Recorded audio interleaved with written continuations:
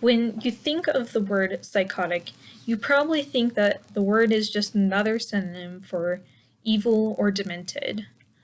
But what if I told you the actual meaning of the word psychotic has nothing to do with being evil or demented?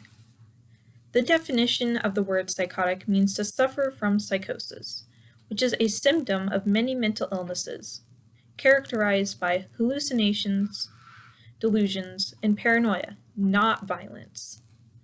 Across the US, 1 in 33 people will experience psychosis in their lifetime, and about 1 in 5 people will have a mental illness sometime in their life, according to NIMH and NAMI. A large portion of these people will never get treatment because of many factors like stigma and cost of treatment and availability, which is why we need to reform the mental health system. From stigma to cost of treatment to incarceration, all these things need to change for the mental health system to actually help people so they can live good lives. Stigma around mental illnesses is a big problem for those who are trying to get help for what they are struggling with. If someone has a mental illness, some people will call them crazy or psycho, and this will cause the person to not seek treatment just because of the misinformation out there about various mental illnesses. Just like the popular belief that people with mental illnesses are violent. But statistics show that while some people with mental illness do commit violent crimes, the vast majority of people with any mental illness are never violent, according to Rueve and Welton in 2008. Not only do people end up not getting help because of stigma, but also the cost of treatment. A single appointment with a psychiatrist or therapist can cost hundreds of dollars. Not only does treatment meeting with professionals cost a lot, so does the medication to treat the mental illness. One of the medications I take costs me $60 for a 32-day supply, which is equivalent to $2 a pill, and I take 6 different medications daily just so I can function enough to go to college. This is one of the reasons why mental illness is so prevalent among the homeless population. People are having to weigh whether they should take their medication and stay healthy, but also become homeless because they no longer have the money to have a house, or lose their job entirely and also become homeless because they are not being treated for their illness. Across the world, only 1% of the general population has schizophrenia, while the homeless population, on average, 11% of them are schizophrenic. This just shows how much the mental health system is not helping these people. The cost is so expensive, most people, and a lot of people, would not be able to afford costs like medication and other treatments.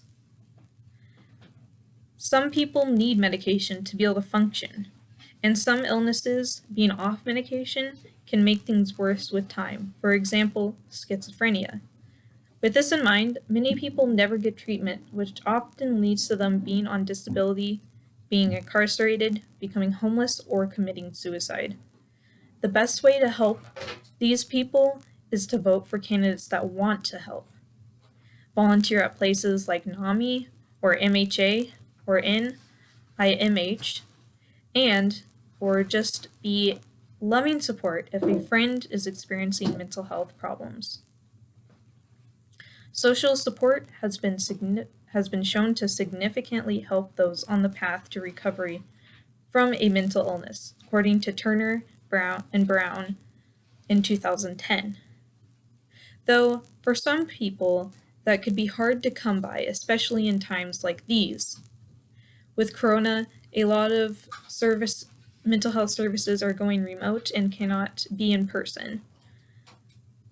Imagine how great it would be if everyone got the support they needed while experiencing a mental illness. If people were given the resources to get better, more people would be able to work a job, go to school, and raise their families, etc. Support from mental health specialists and family and/or friends has been shown to significantly improve a majority of people with mental illnesses. Without services like therapy and psychiatry, as well as support from my friends and family, I might not be here today. If I did not have the people behind me supporting me and what I was going through, I would have not had the purpose to keep going. I often thought that it would be better if I wasn't alive anymore just because I was suffering so much. But without the friends and family to kind of reality check me and say, you are important. You are supposed to be here.